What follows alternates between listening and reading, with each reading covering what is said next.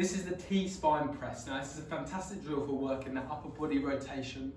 And when you see the best players in the world, when they get that lovely, long, full extension at impact and follow through, this is really going to help with that, making sure that we're turning hard from this, like our T-spine, our upper body.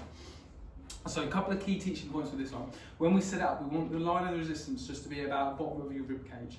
If you get a little bit too high, as we extend through that arm, what can happen is the cable or the band can come above your arm and twat you in the face. We want to avoid that as best we can.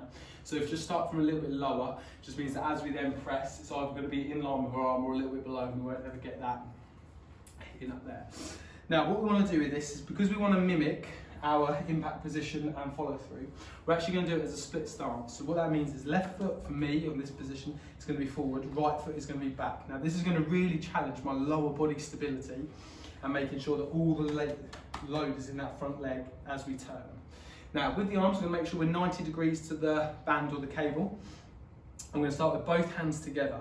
So from here, I'm making sure all the load is in this left leg, nice and strong. I've got good balance, really feel this left bum cheek firing up.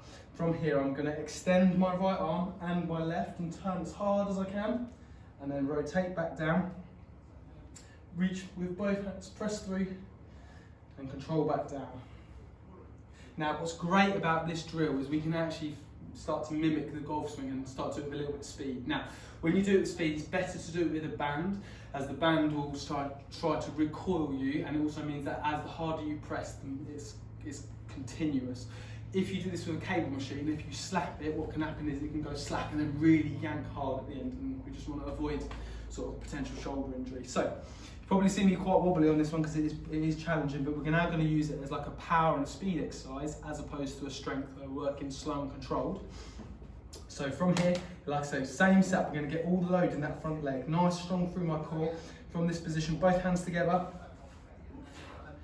press, full extend,